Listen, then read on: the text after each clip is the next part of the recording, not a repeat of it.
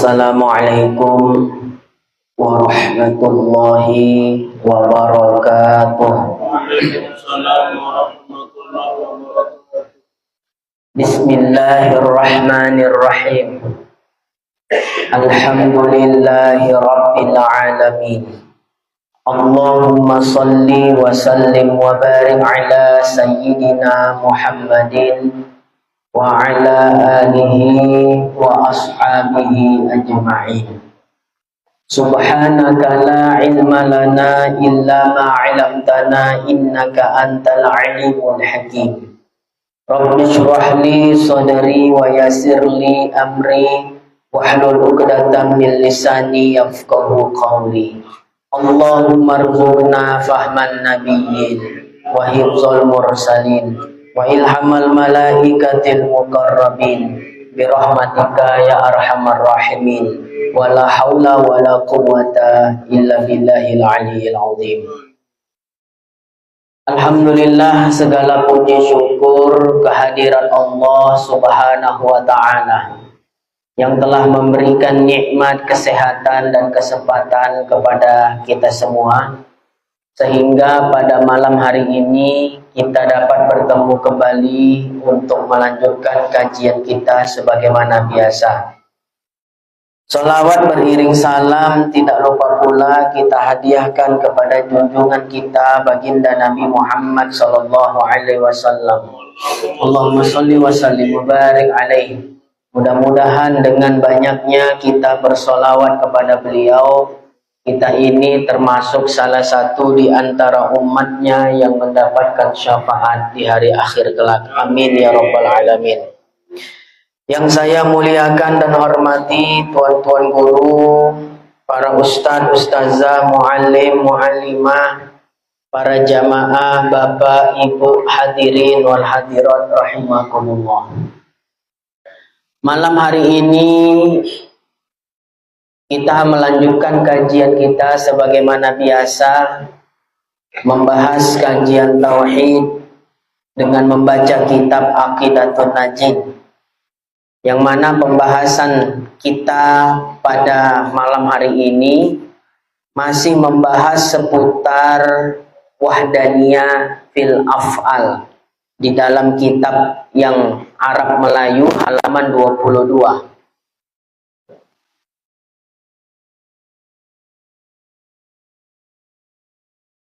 Baris ke-16 dari bawah, bermula dalam kurung. Yang Latin halaman berapa Pak Isa? Halaman 60, paling bawah. Baris ke-16 dari bawah. Di pinggir sebelah kanan, paling pinggir. Udah ketemu? Yang Latin halaman 60 ya. Bismillahirrahmanirrahim. Qala al-muallif rahimahullah wa nafa'ana bihi wa bi'ulumihi fid dharaini amin ya mujibas sa'idin. Bermula, qaul yang dipilih, pendapat yang dipilih, bahwasanya mereka itu tiada harus kita kufurkan mereka itu. Nah, terkait Mu'tazilah kemarin, Mu'tazilah berpendapat bahwa hamba menciptakan af'alnya, hamba menciptakan perbuatannya yang ikhtiyariyah dengan kudrat yang Allah berikan kepada hamba itu. Kemarin af'al itu ada berapa? Dua ya. Ada af'al ittirori, ada af'al ikhtiyari. Af'al ittirori adalah af'al atau perbuatan yang hamba tidak dapat memilihnya.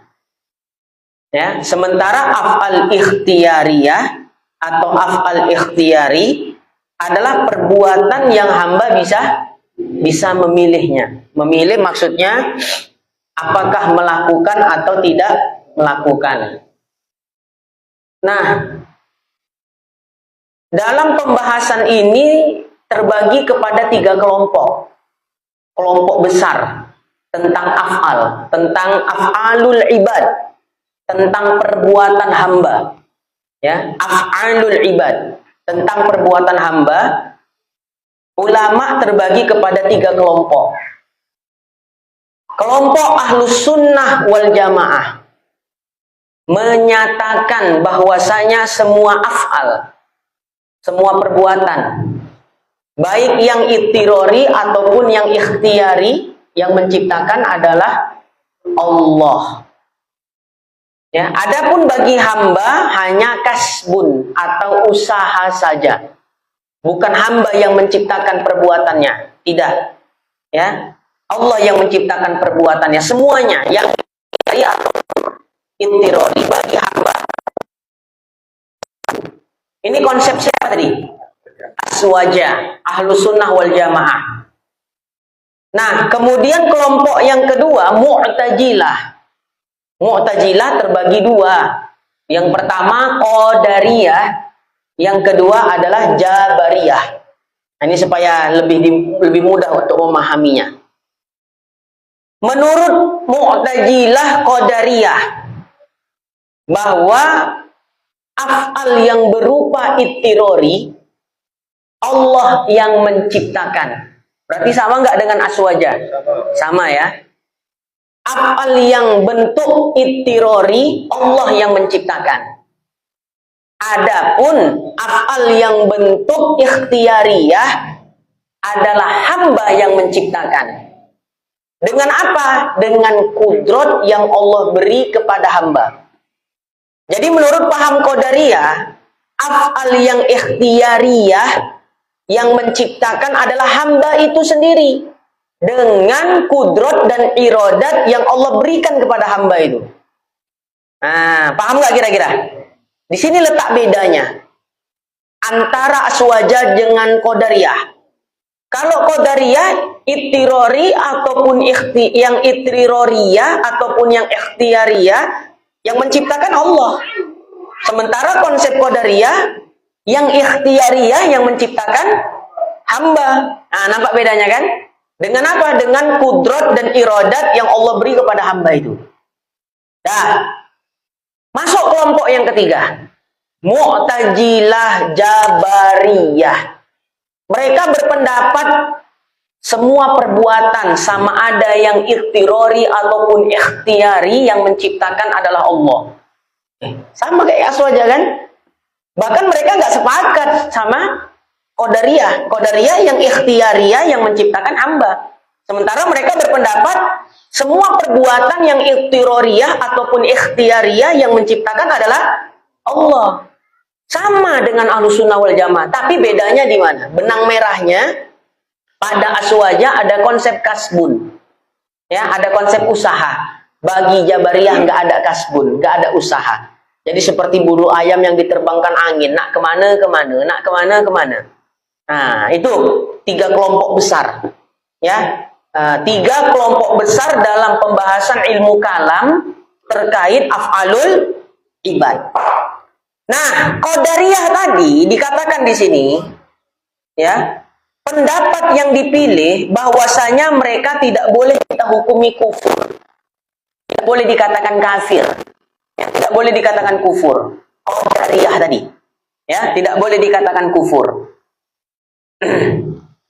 Dan jikalau berkata mereka itu hamba itu yang menjadikan perbuatan dirinya sekalipun, meskipun Qadariyah berpendapat bahwa merekalah hambalah yang menciptakan perbuatannya sendiri, tetap nggak boleh kita mengkafirkan Qadariyah, karena mereka itu membenarkan bahwa hamba serta iradat dan kudratnya itu makhluk bagi Allah. Di situ letaknya. Kenapa Qadariyah tidak dihukumkan kufur ataupun kafir? Karena mereka tidak menyatakan hamba yang menciptakan perbuatannya sendiri secara mutlak. Tidak begitu. Kalau mereka berpendapat bahwa hamba yang menciptakan perbuatannya yang ikhtiariyah secara mutlak, barulah kufur. Bil ijma' bahkan. Ya, dengan ijma'. Akan tetapi mereka tak begitu. Mereka katakan hamba menciptakan perbuatannya yang ikhtiariyah dengan kudrat dan iradat yang Allah beri kepada hamba itu. Maka yang muktamad Qadariyah tidak kufur. Walaupun ada juga yang menghukuminya kufur. Tapi tentang kekufurannya Qadariyah ya bil khilaf. Ada perbedaan pendapat di situ tentang kufurnya Qadariyah. Tapi yang muktamad pendapat yang dipilih Qadariyah kufur apa tidak? Tidak. Ini jadi bukti ya bahwa ulama tauhid itu sangat berhati-hati sekali di dalam mengkafirkan orang lain, mengkafirkan ahlul kiblat. Ya, hati-hati sekali. Orang sekarang enggak. Kadang beda partai pun udah dihukumkan murtad orang tuh. Jangan disolatkan jenazahnya di musola kami. Ya, karena kubu 01, kubu 02. Ya, gara-gara beda pilihan. Nah, kufur dengan kafir.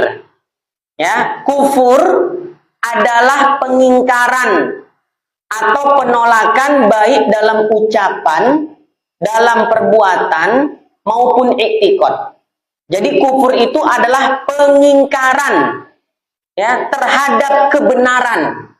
Baik mengingkarinya dengan ucapannya atau mengingkari dengan perbuatannya atau mengingkari dengan i'tikad atau keyakinannya. Itu adalah kufur. Nah, kalau kafir itu apa? Orang yang ingkar atau orang yang berbuat kufur. Jadi kufur itu sifatnya. Kafir itu adalah orangnya. Malas itu sifatnya. Orangnya pemalas. Ya, kufur itu kafir, kufar. Sama, kafir itu mufrad, menunjukkan satu orang. Tapi kalau kufar, orang-orang kafir. Nah, seperti itu dia. Jadi itulah bedanya kufur dengan bedanya kafir.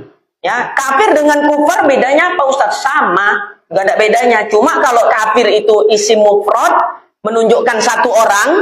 Tapi kalau kufar itu menunjukkan banyak orang. Nah, itu seperti itu. Bisa dipahami ya? Nah, kemudian kata dasar dari kata kafir, kafir kufar, ya, kufar tadi jamak dari kafir, ya, kemudian ada kata kufur, diambil dari satu kata yang sama, kafaro, yukaffiru, dan seterusnya.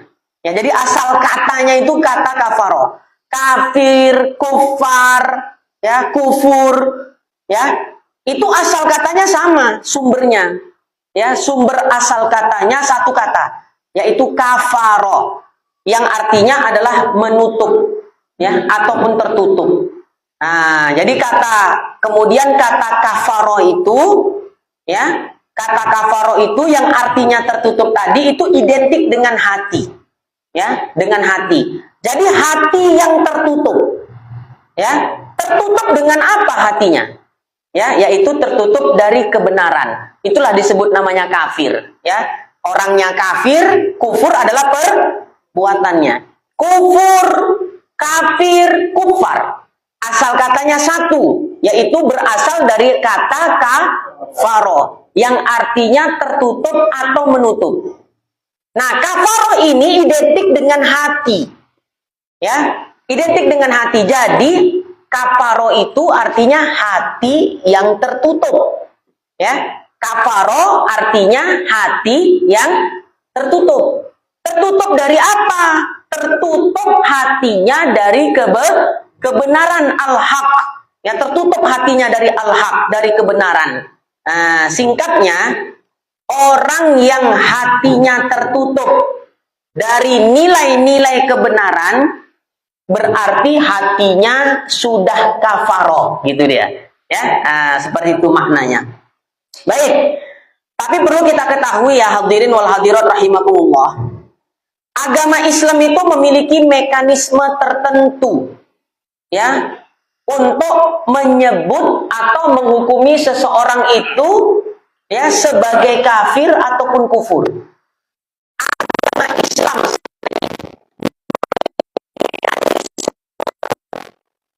menghukumi seseorang itu apakah dia telah kufur ataukah kafir.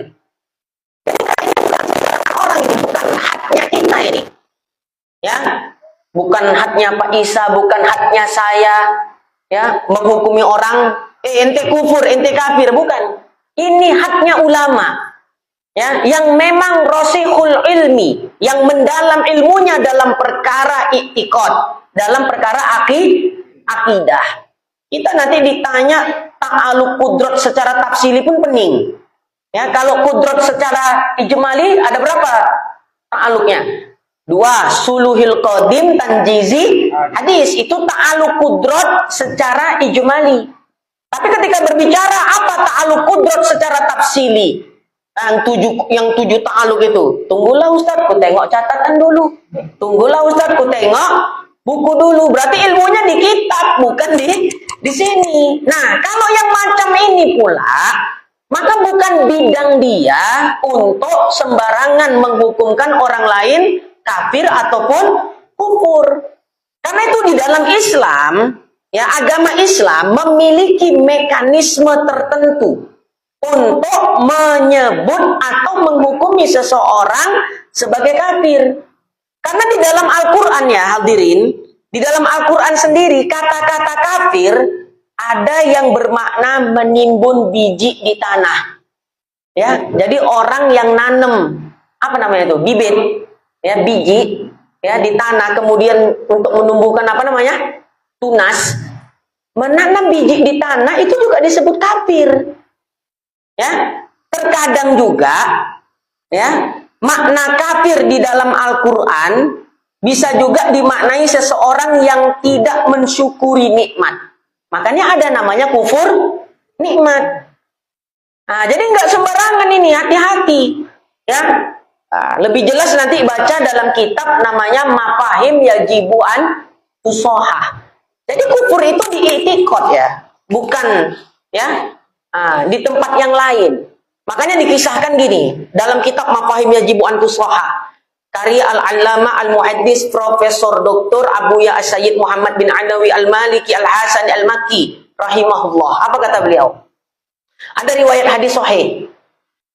Siapa dulu panglima perang kita? Khalid bin Walid radhiyallahu anhu. Satu ketika dalam satu peperangan, Khalid ibn Walid atau Khalid bin Walid radhiyallahu anhu sudah dalam posisi di atas, memenangkan satu peperangan. Satu ketika dia melihat ada orang kafir yang sudah tidak berdaya. Pedangnya Khalid ibn Walid udah dihunuskan di lehernya. Nah, mau apa kau buat? Nah, kan kalau senjata, udah tertodong lagi. Ini kalau ini kan udah nggak bisa apa-apa nih kan. Ya, kemudian karena pedang itu tadi sudah lengket di leher musuh itu tadi ngucap syahadat. Ya, asyhadu an la ilaha illallah wa asyhadu anna muhammadar rasulullah. Ya, bukan kalimat syahadat sih, kalimat yang lain. Tapi maknanya sama dengan makna iman kepada Allah dan Nabi Muhammad. Ya, bukan lafaz syahadat secara sharih. Ya, riwayat ada mengatakan syahadat. Tapi Khalid bin Walid nggak peduli, ditebasnya aja itu orang. Padahal udah jelas-jelas mengucap syahadat. Lepas, ya, kepala tuh dari badan. Nah, hal ini sampai kepada Nabi Muhammad. Dilaporkan kejadian ini kepada Nabi Muhammad. Karena pesan Nabi Muhammad, jangan membunuh orang yang sudah menyerah. Nah, kan itu. Jangan membunuh orang yang sudah menyerah. Inilah etika jihad. Ya, kalau orang sekarang mengatasnamakan jihad padahal jahat. Ya, ditanya rukun jihad nggak tahu. Teriak-teriak jihad, apa mau jihad? Kan gitu. Berapa rukun jihad? Walhasil Khalid ibn Walid dipanggil oleh Nabi Muhammad, disidang, diinterogasi. Saya mendengar, wahai Khalid, kamu telah membunuh musuh yang sudah menyerah, bahkan menyebutkan, bahkan menyatakan keislamannya. Apakah benar Khalid bin Walid? Naam, ya Rasulullah. Iya, benar. Ya. Kemudian Khalid bin Walid membela diri, ya Rasulullah, dia itu masuk Islam, mengucap syahadat karena terancam mau dibunuh, makanya ngucap syahadat ya Rasulullah. Nabi pula digitukan. Seolah-olah Khalid bin Walid lebih pintar pula dari Nabi Muhammad. Marah Nabi. Hei Khalid, apa Anda sudah belah hatinya sehingga Anda tahu kalau dia Islamnya nggak benar? 3 kali Nabi Muhammad ulangin kata-kata itu. Dan dibentak Nabi, diamlah Khalid. Hei Khalid, udah Anda belah dadanya itu tadi, sehingga Anda mengetahui kalau memang benar-benar syahadatnya itu bohong. Udah kau belah? Tidak ya Rasulullah. Kenapa kau bunuh? Wah, beberapa waktu nggak dicakapi Nabi. Ya, padahal kurang besar apa jasa Khalid bin Walid. Ya, jadi nggak boleh sembarangan ya. Ya, paham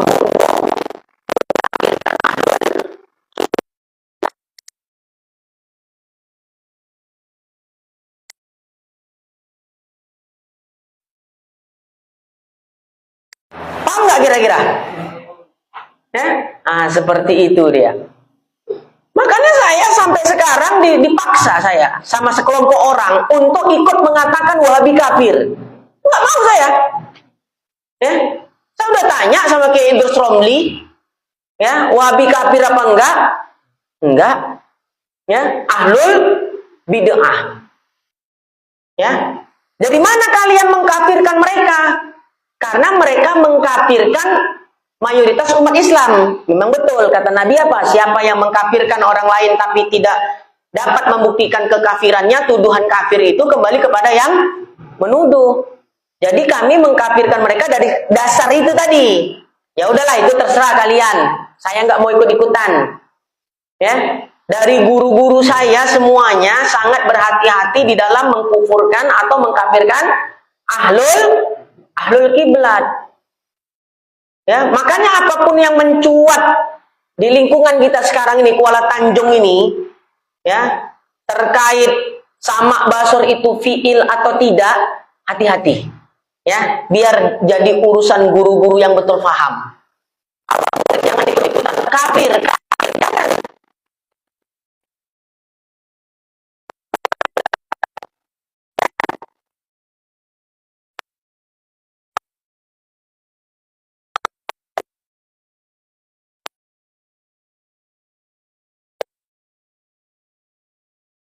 Tidak benar-benar nyata kekufuran mereka. Nah, paham nggak kira-kira tuh? Ya, hati-hati. Saya udah ingatkan.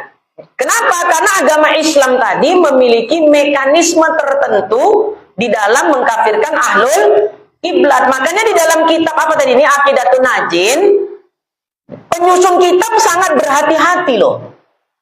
Ya, di dalam mengkufurkan Mu'tazilah Qadariyah. Bahkan beliau mengatakan kaul yang dipilih, pendapat yang dipilih, pendapat yang mu'tamad bahwa Qadariyah tidaklah kufur. Karena mereka tidak mengatakan bahwa hamba menciptakan perbuatannya yang ikhtiari secara mutlak. Mereka tidak berpendapat demikian. Tapi mereka mengatakan hamba menciptakan perbuatannya yang ikhtiari dengan kudrat dan iradat yang Allah berikan kepada hamba itu. Hati-hati, hati-hati. Kalau masih sembarangan lagi mengkafir-kafirkan, ya berarti dia ngaji Aqidatun Najin cuma entah siapa diikutnya. Paham nggak maksudnya? Ya? Nah, saya nggak mengkafirkan Wahabi ya. Jadi kalau ada yang sini mengkafirkan Wahabi, berarti duduk ngajinya di sini cuma menghayal-hayal aja. Ya, apa gunanya guru? Dah, mana tadi? Dan sebab menanggung mereka itu atas kata yang demikian itu, takut jatuh dinisbahkan maksiat dan kufur itu kepada perbuatan Allah Ta'ala. Karena ia Tuhan yang amat besar, tiada layak bahwa dibangsakan kepadanya akan yang jahat-jahat. Niatnya Mu'tazilah nih, ya, Qadariyah, maksudnya baik. Niatnya bagus, tujuannya bagus. Kenapa mereka menyatakan af'al yang ikhtiari itu adalah hamba yang menciptakan? Ya, jadi maksud Mu'tazilah Qadariyah menyatakan seperti itu adalah agar jangan sampai orang-orang menisbahkan perbuatan maksiat dan kufur kepada perbuatan Allah. Bagus tujuannya sebetulnya kan? Ya, kenapa kalian katakan perbuatan ikhtiari itu hamba yang menciptakan? Ya kalau kita katakan semua perbuatan itu Allah yang menciptakan, perbuatan baik, perbuatan buruk, kami takut orang awam nanti menisbahkan perbuatan maksiatnya. Dinisbahkan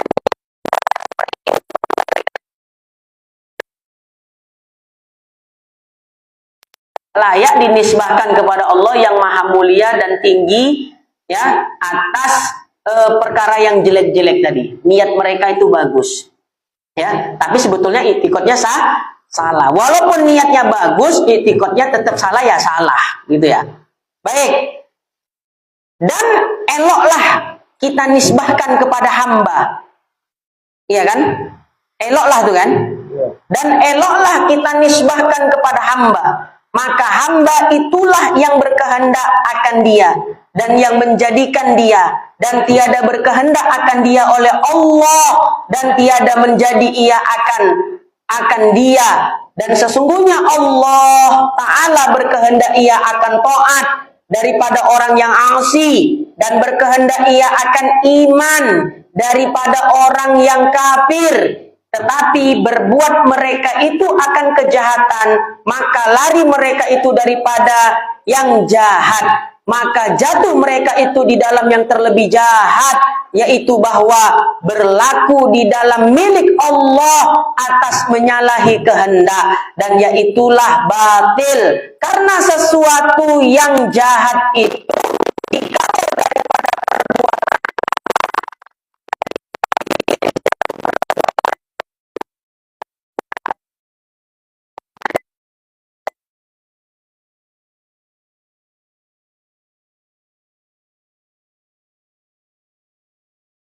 mereka khawatir orang awam akan menisbahkan maksiat kepada Allah Subhanahu wa Ta'ala.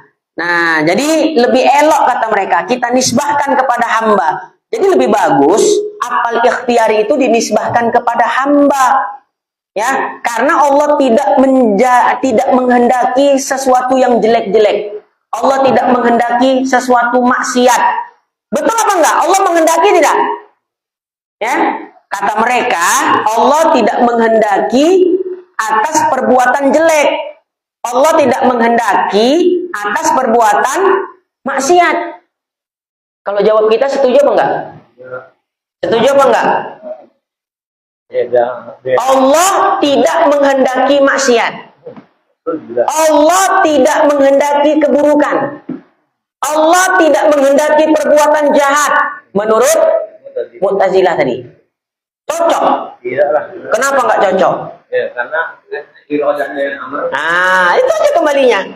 Kenapa mereka ngotot seperti itu? Karena dalam konsep ideologinya Mu'tazilah Qadariyah tidak mengenal konsep irodah dan amar. Jadi semua yang terjadi di alam ini itu udah dikehendaki Allah.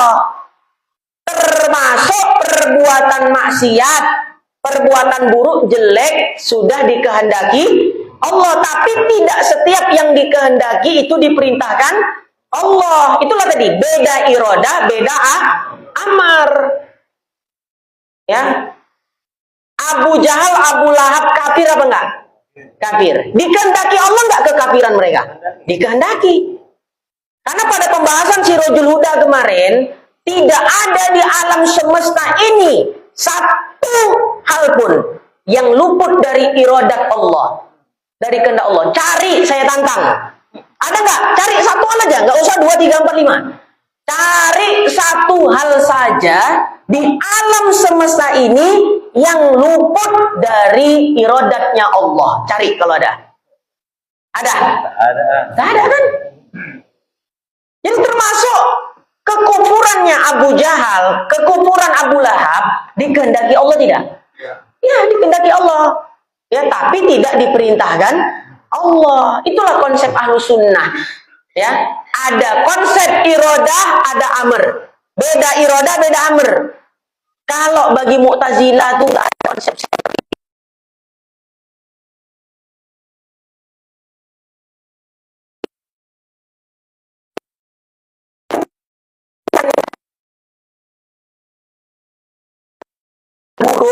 Itulah akidatun najin. Kenapa dikatakan sejahat-jahat i'tikad?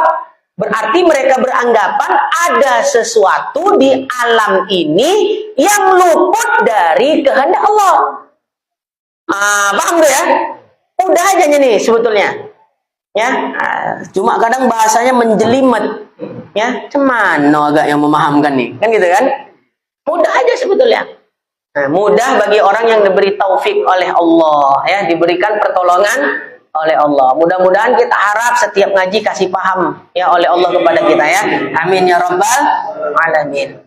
Nah, jadi itu aja. Ketika dikatakan perbuatan jahat, ya, perbuatan buruk, perbuatan jelek itu bukan perbuatan Allah, itulah sejahat-jahat i'tikad. Kenapa dikatakan sejahat-jahat i'tikad? Itu sama artinya. Kalau mereka menganggap ada hal-hal di alam semesta ini, ada sesuatu di alam ini yang luput dari iradat Allah Subhanahu wa taala. Padahal tadi sudah kita katakan, coba cari satu aja. Kan itu.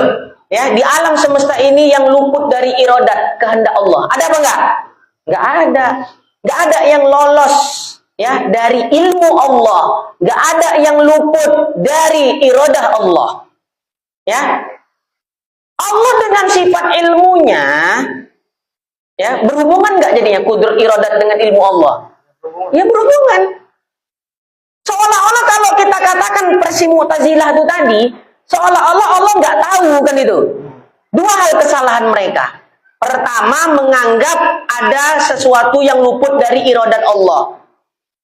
Kesalahan kedua, seolah-olah mereka menganggap Allah nggak tahu akan sesuatu yang berlaku bagi keburukan itu tadi. Padahal nggak ada yang luput dari ilmunya Allah Subhanahu wa ta'ala. Allah kan tahu dengan sifat ilmunya bahwa apa yang diberlakukan itu adalah baik, ya. Nah, seperti itu dia. Nah, tapi gini, kata penyusun kitab Aqidatun Najin, jika dinisbahkan kepada usaha hamba, keburukan tadi, kejelekan, kejahatan, maksiat tadi, jika dinisbatkan kepada usaha kasbun hamba, ketika kita katakan gini, bahwa perbuatan buruk, perbuatan jelek, perbuatan jahat itu dari hamba. Boleh nggak kita katakan itu?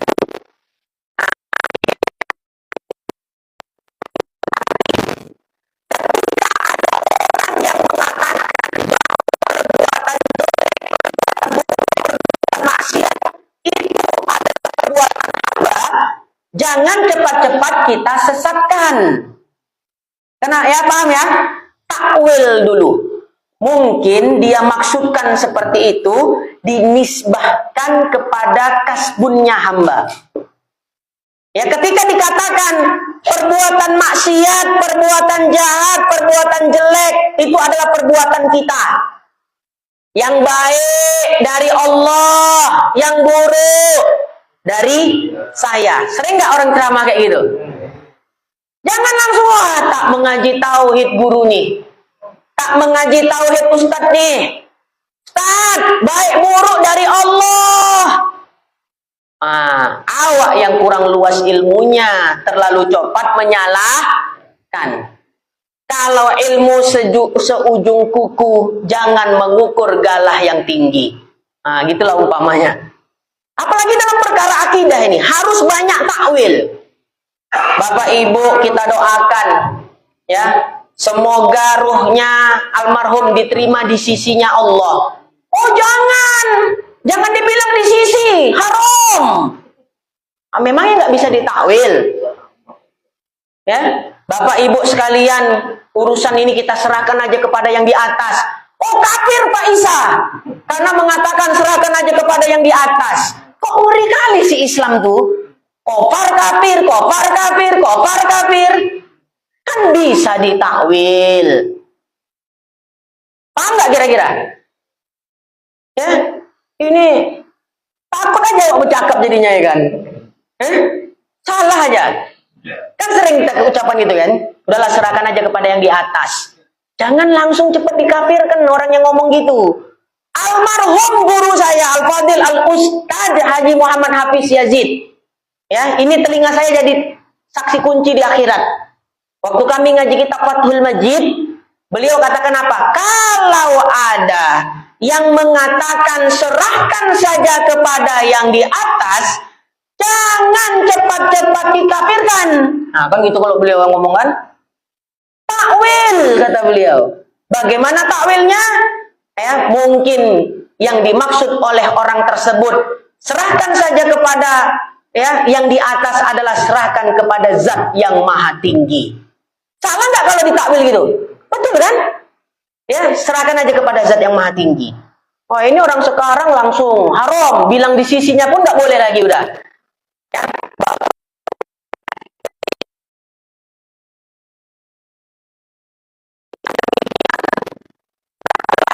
Kita berakhir betul nggak nih? Contoh ya, nah 9:30 ya. Kalau awak makin cepat siap makin senang memang cepat awak balik.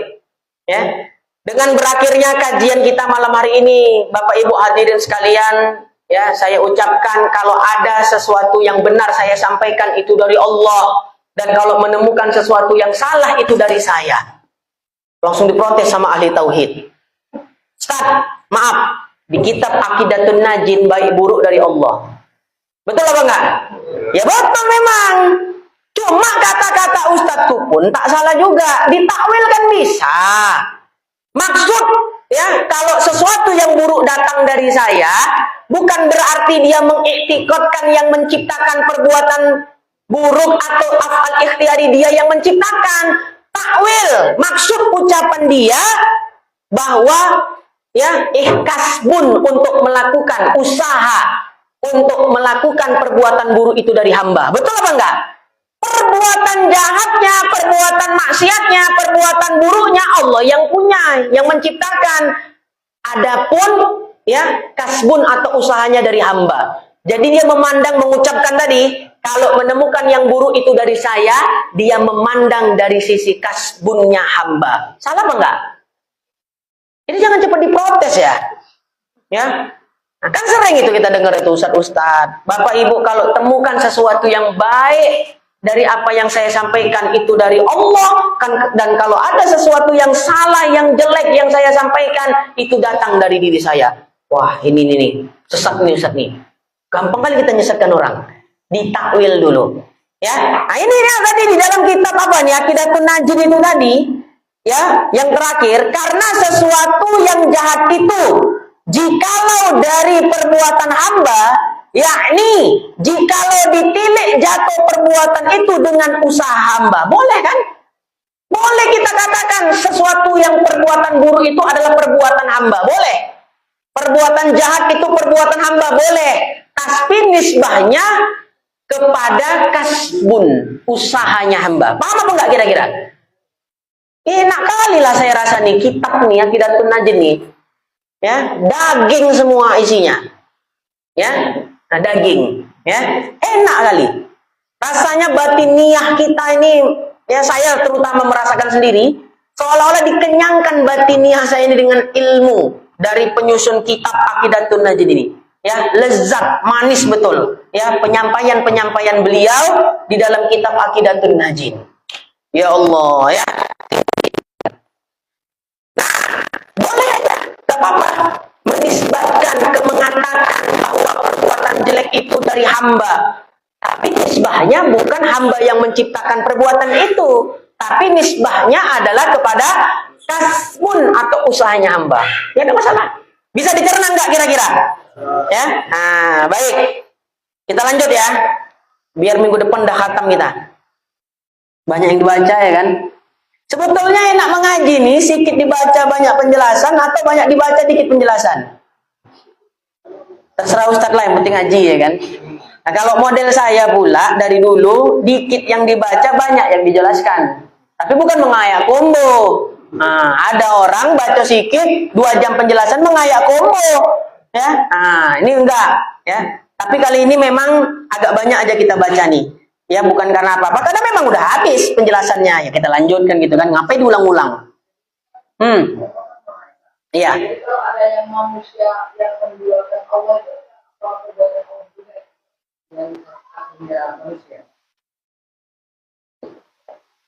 Semua af'al, termasuk kekufuran, kesyirikan, Allah yang menciptakan. Dan ketika seseorang berbuat syirik, menduakan Allah, apakah itu dikehendaki Allah? Dikehendaki Allah Ta'ala. Tapi tidak diperintahkan untuk kita berbuat seperti itu. Itulah beda iradah dengan amar tadi. Jelas Pak Mul? Nah, itulah dia. Adapun jikalau ditilik daripada pihak perbuatan Allah dan kehendaknya, maka sekaliannya itu baik baginya. Nyambung ke Sirajul Huda kemarin. Semua yang datang dari Allah hakikatnya baik. Yang memandang buruk itu makhluk hamba. Gak ada yang jelek, yang buruk dari Allah, gak ada. Semuanya baik. Ya, adapun penilaian buruk itu dari hamba, bukan dari Allah. Semua yang datang dari Allah baik. Ini nih kitabnya nih. Ya, dalilnya mana? Firman Allah Ta'ala, la yus'alu amma yaf'alu wa hum yus'alun. Artinya jangan kamu tanya daripada barang yang ia perbuat, dan segala mereka itu yang ditanyakan segala perbuatan mereka itu. Semua yang datang dari Allah hakikatnya baik. Apapun itu. Tapi penilaian buruk itu datang dari makhluk, dari hamba. Contoh, penyakit. Kemarin kita contohkan waktu ngaji Sirajul Huda. Apakah penyakit itu baik? Dari mana datang penyakit itu? Dari Allah. Berarti baik nggak penyakit? Hakikatnya baik.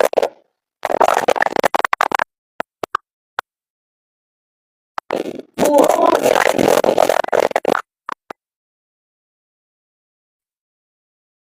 hamba itu buruk. Tapi coba kita nilai dari sudut pandang yang lain.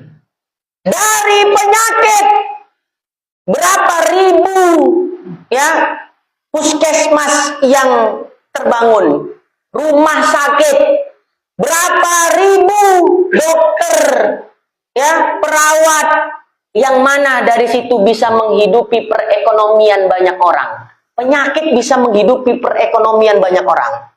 Belum lagi toko obat, apotek. Berapa ribu apotek? Ya, menghidupi perekonomian banyak orang. Baik apa enggak berarti? Baik kan? Apalagi kebaikan penyakit. Dari penyakit yang kita anggap buruk, muncul universitas-universitas kedokteran dengan berbagai jurusan masing-masing. Ya, jurusan kedokteran umum. Udah selesai dokter umum, mau lanjut ke dokter spesialis, kuliah lagi, sekolah lagi. Spesialis penyakit dalam, spesialis ya kulit, spesialis mata, ada semuanya kan? Ya, spesialis apalagi jantung, ya. Nah, mengembangkan ilmu pengetahuan. Berkembang ilmu.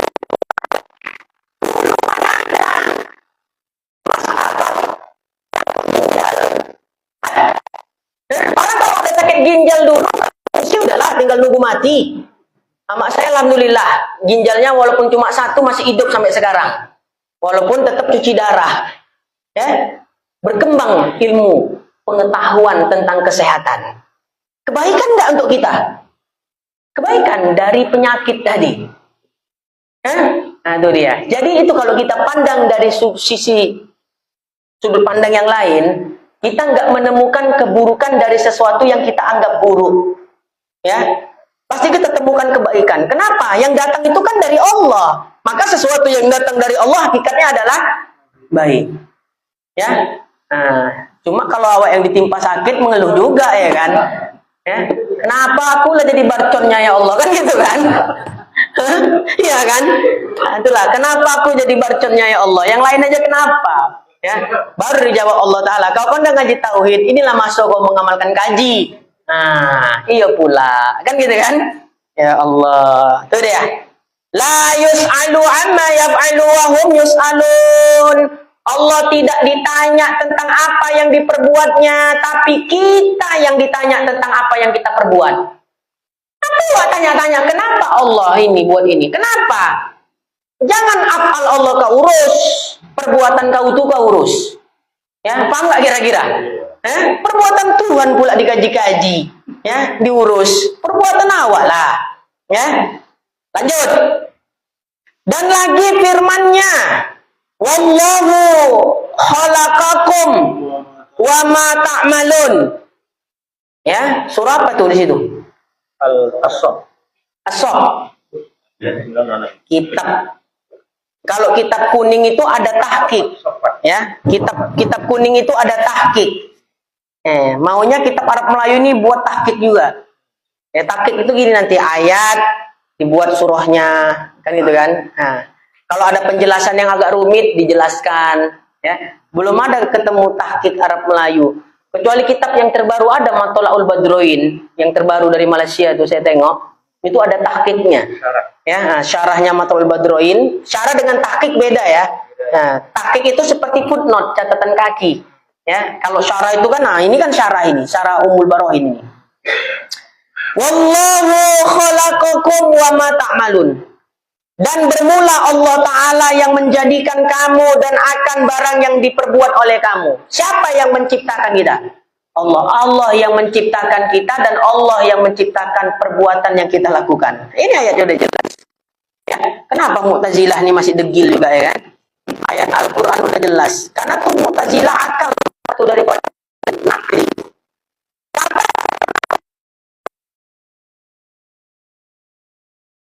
Katakan Allah Ta'ala berkehendak akan kufur dan zulmun dan fiskun, ya kan? Dan jikalau ia berkehendak sekalipun seperti tiada harus dikatakan Allah Ta'ala menjadikan segala yang luat-luat dan yang keji-keji seperti kera, koro, ya, dan babi, yang melainkan pada tempat mengajar dan belajar. Dan jikalau ada ia Tuhan yang menjadikan sekaliannya sekalipun lagi dengan kehendaknya dengan dalil firman-Nya, Qul kullum min indallahi. Betul? Indillah. Kullu min indillahi. Oh iya. Nah, karena min sebelumnya. Kata olehmu ya Muhammad, bermula tiap-tiap daripada kebajikan dan kejahatan itu daripada Allah Ta'ala, takdirnya dan jadinya. Nah, jadi walaupun hakikatnya memang Allah yang menciptakan semuanya, tapi menjaga adab kepada Allah, janganlah kita nisbahkan yang jelek-jelek kepada Allah, kecuali di makom taklim. Ya, jelas tuh ya? Kecuali di makom taklim. Lanjut. Banyaklah pokoknya nih. Dan khilaf pula, berbeda pula, ya, bagi Jabariyah. Ini dia yang kita kata tadi. Ya, ada Qadariyah, ada Jabariyah. Khilaf pula bagi Jabariyah. Pada kata mereka itu bahwa hamba itu tergagah, ya, dipaksa. Yang tergagah itu boleh diartikan dipaksa. Ia atas perbuatan mereka itu seperti bulu ayam yang tergantung pada apa itu? Hawa. Dan tiada usaha bagi hamba itu pada af'alnya sekali-kali. Wah, ada ya. Persamaan Jabariyah dengan Ahlus Sunnah wal Jamaah, mereka sepakat bahwa semua af'al, perbuatan, baik yang ittirariyah atau yang ikhtiyariyah, adalah Allah yang menciptakan. Sepakat nih Jabariyah sama Ahlus Sunnah. Tapi perbedaannya, kalau Ahlus Sunnah ada konsep ikhtiar, kasbun, usaha, tapi kalau Jabariyah tidak ada konsep kasbun atau usaha. Itu aja bedanya. Jadi dua-duanya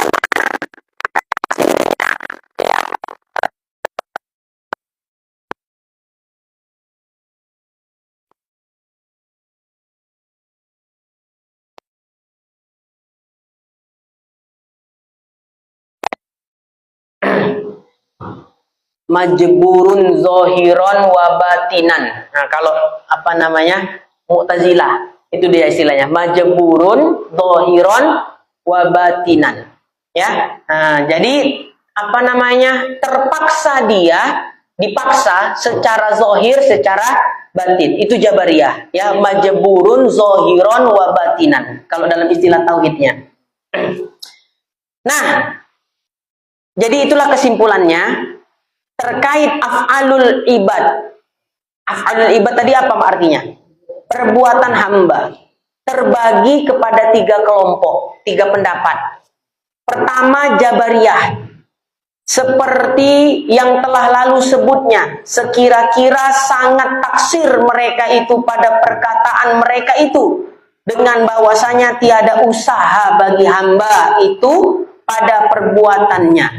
Nah, nampak bedanya sama Ahlus Sunnah tadi ya.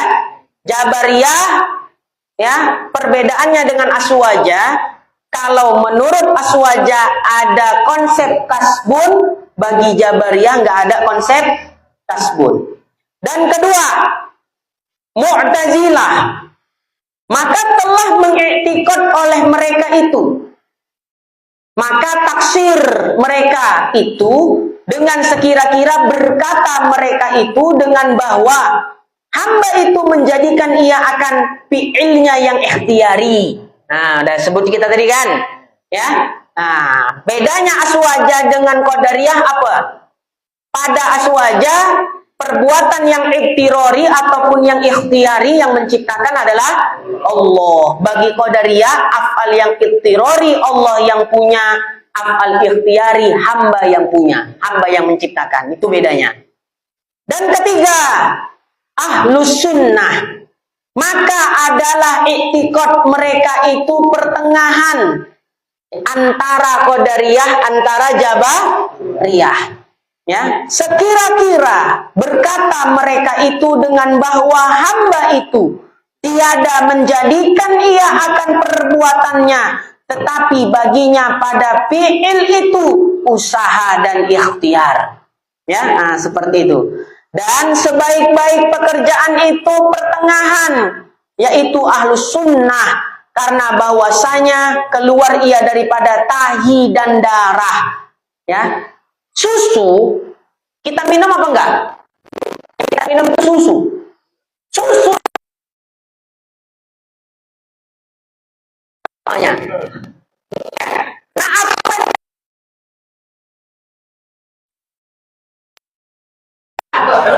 darah itu seperti Jabariyah. Aswaja tengah-tengahnya. Yang kita minum adalah susu. Nah, ini kitab tuh bahasanya begitu. Ya, pertengah-tengahan.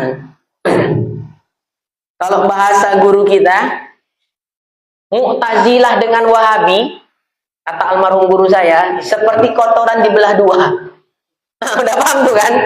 Yang Mu'tazilah sama Wahabi seperti kotoran dibelah 2. Kan sama aja tuh kan? Cuma dibelah dia. Itulah dia. Baik. Yaitu air susu yang kholis, yang suci, yang murni. Kholis itu murni, lagi lezat bagi yang meminum akan dia. Jadi Aswaja itu seperti susu yang diminum. Ya, selesai udah af'alul ibad. Nah, lanjut. Ada waktu dikit lagi. Biar nggak ada pertanyaan. Kata dan kata musannif itu udah berarti udah selesai ya. Perkara af'alul ibad, wahdaniyah fil aqal udah habis, udah selesai. Ini masuk bahasan baru lagi nih. Dan kata musannif di sini siapa? Ya.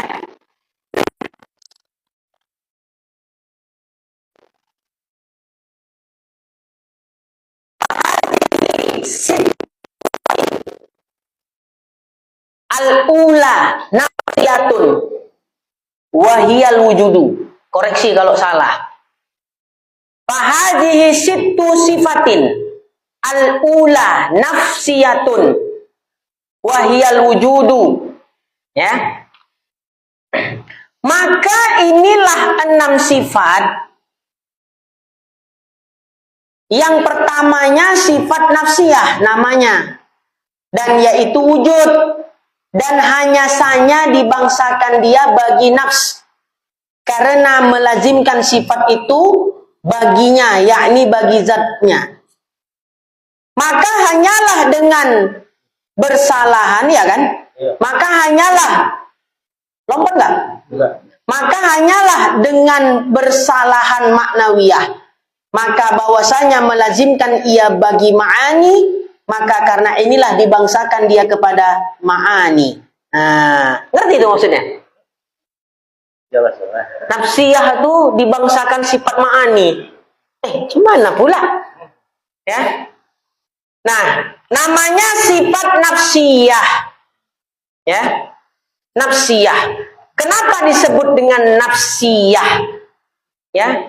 Karena ya, Allah Ta'ala ya, nafs itu boleh artinya apa? Diri. Diri itu adalah zat. Dinamakan dengan sifat nafsiyah wujud sebagai sifat nafsiyah karena wujud berhubungan dengan zat. Andai tiada wujud, tiada zat. Ketika ada zat, adalah wujud. Tapi bukan lazim-melazimi seperti ma'ani ma'nawiyah ya. Bukan begitu. Ya, tapi begitulah umpama-umpamanya. Ya. Makanya dikatakan dengan sifat nafsiyah. Nafsiyah itu kan asal katanya nafs, tadi disebut di dalam kitab ini. Dibangsakan bagi nafs. Ya, diri atau zat. Ya.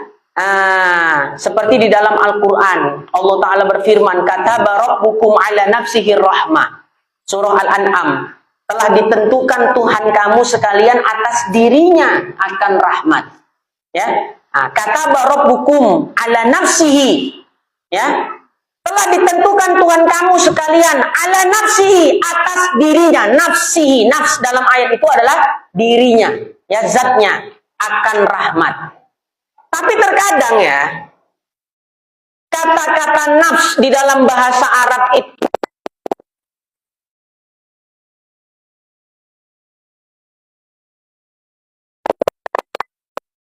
dan ya,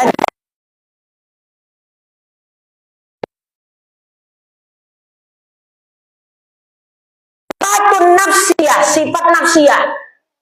Dikatakan sifat nafsiyah karena sifat itu berhubungan langsung dengan diri atau zat Allah. Makanya namanya sifat nafsiyah. Ya. Maka zat dan nafs itu satu makna. Ya, satu makna. Tapi terkadang nafs itu memiliki banyak arti. Walau dia antara zat dengan nafs itu satu makna, tapi nafs itu banyak arti. Enggak selamanya nafs itu diartikan diri. Enggak selamanya nafs itu diartikan zat. Tergantung bentuk kalimatnya. Contoh di dalam fikih, mala nafsalahu sa'ilatun la yunajjisuhu la yunajjisul ma'a. Ada kan kalimat dalam fikih begitu kan, sering kita temukan. Hewan yang mala nafsalahu, hewan yang tidak mengalir darahnya. Nah, dalam ya kalimat ini nafs diartikan darah, bukan diri, bukan zat. Mala nafsalahu sa'ilatun la yunajjisul ma'a. Hewan yang darahnya tidak mengalir, tidak dapat menajiskan air. Kan gitu ya dalam fikih. Maka nafs di sini artinya adalah darah. Terkadang kata-kata nafs juga bisa diartikan hidung. Fulanun la nafsalahu. Si fulan nggak punya hidung, maksudnya hidungnya pesek. Maaf ya. Jadi kalau mau bilangkan hidung pesek, ya, fulanun la nafsalahu. Matilah dia, nggak punya darah katanya kan. Nggak selamanya nafs itu artinya darah, tengok bentuk kalimatnya. Kalau pelafalannya fulanun la nafsalahu, maksudnya si fulan hidungnya pesek gitu maksudnya, ya. Nah, kemudian bisa juga diartikan siksa. Ya, nafs bisa diartikan zat, diri, bisa diartikan darah, bisa diartikan hidung, bisa juga diartikan siksa. Contohnya dalam ayat surah Al-Imran, Al-Quran surah Al-Imran ayat 28. Wa yuhadzirukumullahu nafsahu. Ya, artinya diberi takutkan kamu oleh Allah Ta'ala nafsahu, akan siksanya. Nah, ya. Tapi ini hanya untuk menambah wawasan. bahwa tidak setiap nafs itu dimaknai sebagai zat ataupun diri. Nah, ini yang pentingnya.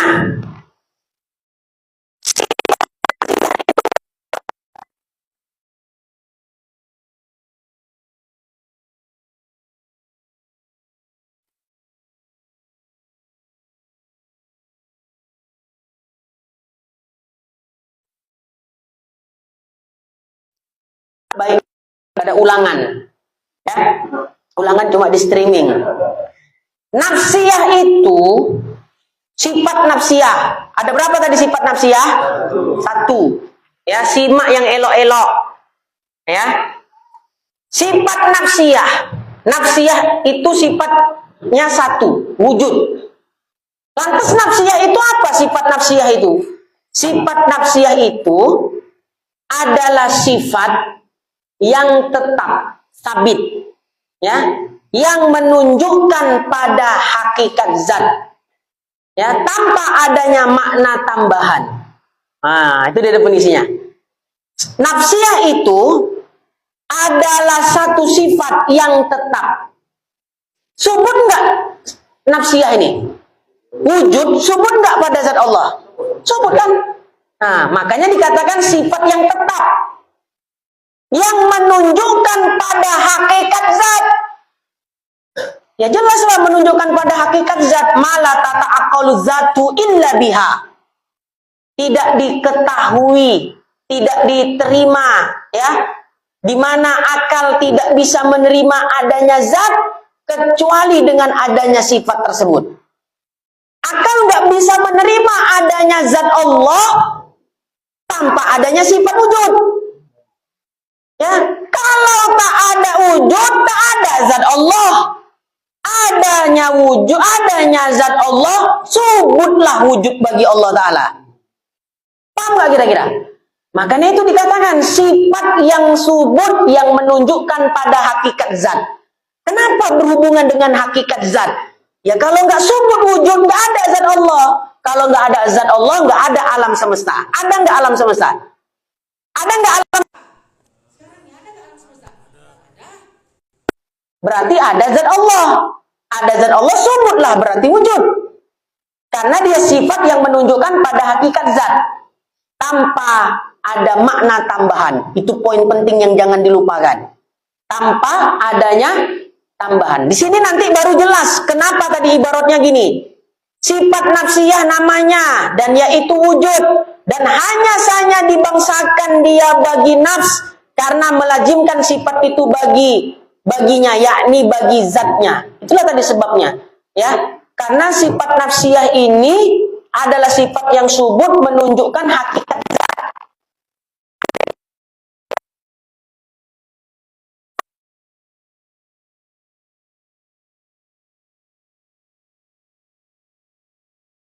Dengan kesalahan, maka bahwasanya melazimkan akan ia bagi ma'ani, maka karena inilah dibangsakan dia kepada ma'ani. Jadi yang dimaksud tadi kalimat terakhir ya, tanpa ada makna tambahan. Saya menjelaskan itu dulu. Tanpa ada makna tambahan. Sifat nafsiyah adalah satu sifat yang subut, yang tetap. Yang dengan sifat itu menunjukkan hakikat zat tanpa ada makna tambahan. Makna tambahan, apa yang dimaksud dengan tanpa makna tambahan itu? Apa yang dimaksud? Bahwa wujud ataupun sifat nafsiyah hanya menunjukkan pada zat saja. Bahwa wujud sebagai sifat nafsiyah hanya menunjukkan kepada zat saja. Berbeda dengan sifat maknawiyah. Sifat maknawiyah, di samping dia menunjukkan pada zat, dia menunjukkan pada sifat yang berdiri pada zat. Saya ulang sekali lagi. Ya, pahami kalimat nih. Sifat nafsiyah itu adalah satu sifat yang subut, yang tetap, yang dengan sifat itu menunjukkan pada hakikat zat. Pada hakikat zat udah dijelasin tadi ya. Tanpa ada makna tambahan. Jangan lupa tanpa makna tambahan itu. Ini wajib. Ya, pada mendefinisikan nafsiyah ini wajib ada. Kenapa kalau tidak ada ibarat tanpa makna tambahan? Rancu. Maka nggak ada bedanya nanti nafsiyah dengan salbiyah, dengan ma'ani, dengan ma'nawiyah. Padahal beda. Saya belum pernah jelasin ini loh di kajian manapun. Termasuk kita ngaji Sirajul Huda atau yang lainnya. Baru ini saya jelasin. Ya, tentang konsep ini. Nah, yang dimaksud dengan tanpa makna tambahan, bahwa wujud sebagai sifat nafsiyah hanya menunjukkan pada zat saja. Ya kan? Hubungannya wujud kepada siapa? Zat Allah aja kan? Wujud menunjukkan adanya Allah. Dia nggak berhubungan dengan apapun selain kepada zat Allah. Berbeda, bersalahan, makanya di sini tadi bersalahan maknawiyah. Kalau maknawiyah di samping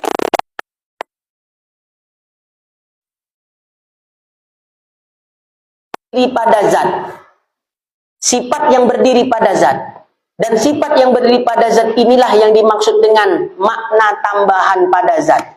Sementara nafsiyah ada nggak makna tambahan tadi? Ada nggak nafsiyah makna tambahan tadi? Tidak ada. Tapi kalau maknawiyah dengan makna tambahan itu bedanya. Nafsiyah tanpa makna tambahan, maknawiyah dengan makna tambahan. Nah, dapat bedanya? Kenapa nafsiyah tanpa makna tambahan? Karena nafsiyah wujud sebagai sifat nafsiyah hanya menunjukkan kepada zat Allah saja. Sementara sifat maknawiyah dengan makna tambahan. Apa makna tambahannya? Selain menunjukkan kepada zat Allah, juga menunjukkan kepada kudrat, kepada ma'ani. Contoh, maknawiyah kaunuhu qadiron. Ya, kaunuhu qadiron. Di samping menunjukkan pada zat Allah yang bersifat dengan sifat tersebut, juga menunjukkan adanya kudrat pada Allah Ta'ala. Nah, kan makna tambahan berarti. Bisa nggak diterima? Nafsiyah tanpa makna tambahan atau dengan makna tambahan? Tanpa makna tambahan.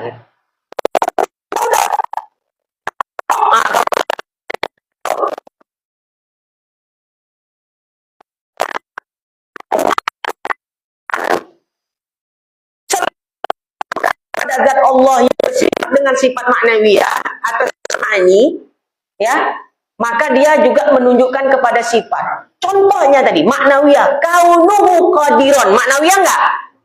Kenapa dikatakan kaunuhu qadiron? Menunjukkan adanya kudrat bagi Allah Ta'ala. Kudrat itulah makna tambahan itu. Wujud apa makna tambahannya? Kaunuhu wujudan. Bid'ah. Ya, enggak ada di kitab tauhid manapun. Ngerti enggak maksudnya? Sifat wajib bagi Allah yang pertama wujud.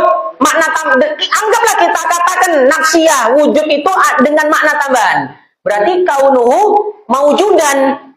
Carilah di kitab tauhid, mana ada? Ya? Nah, enggak begitu. Langsung plok wujud itu untuk zat Allah Ta'ala. Beda dengan maknawiyah. Selain menunjukkan zat juga menunjukkan sifat. Kaunuhu qadiron. Ya, menunjukkan adanya sifat kudrat bagi Allah. Melihat. Tidak mungkin dikatakan melihat kalau tidak ada penglihatan. Paham nggak? Kan itu kan kudrat, apa namanya? Ma'ani ma'nawiyah itu kan.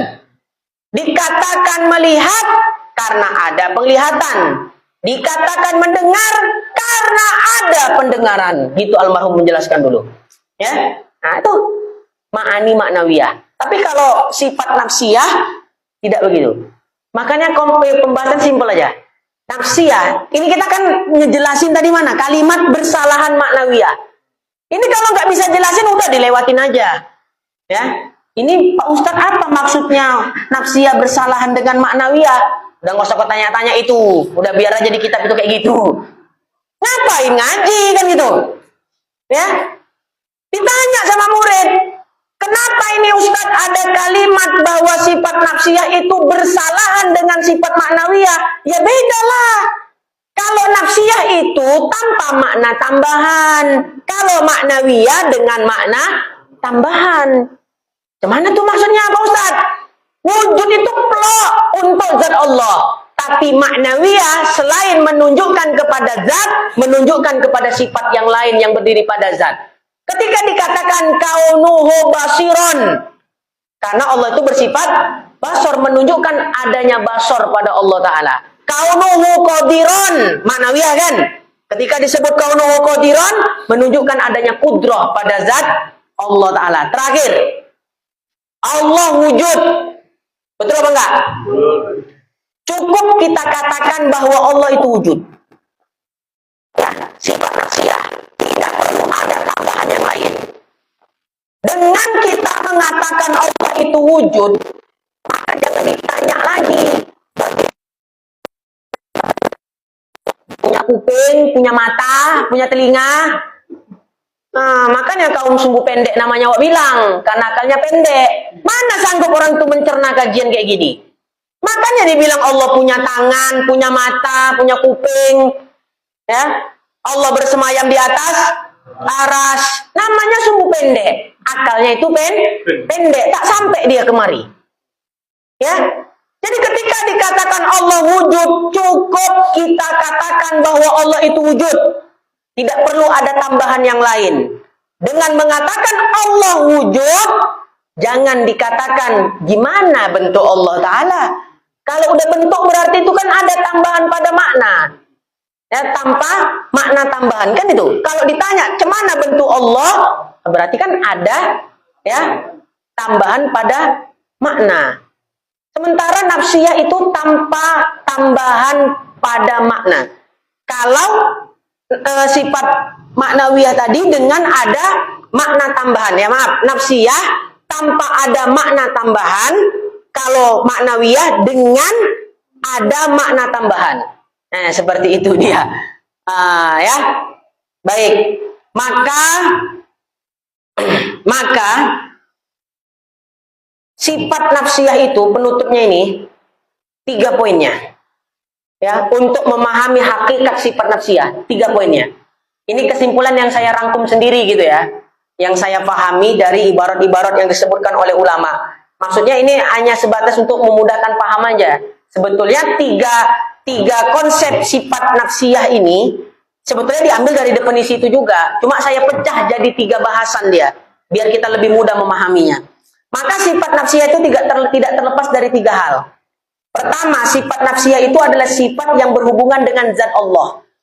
Ya kan? Kan itu tadi konsepnya. Ya, sifat yang berhubungan dengan zat Allah. Tidak terpisah dengan zat Allah. 1. Yang kedua, bahwa sifat nafsiyah itu untuk menetapkan adanya Allah. Maka tadi secara definisi menunjukkan pada hakikat zat. Nah, itulah sifat nafsiyah untuk menetapkan adanya Allah. Berapa itu? 2. Berarti tanpa adanya nafsiyah, maka Allah juga tiada. Yang ketiga, sifat nafsiyah menunjukkan pada zat Allah tanpa ada tambahan pada zat. Nah, kan kesimpulan dari definisi tadi. Tanpa ada tambahan pada zat. Nah, jadi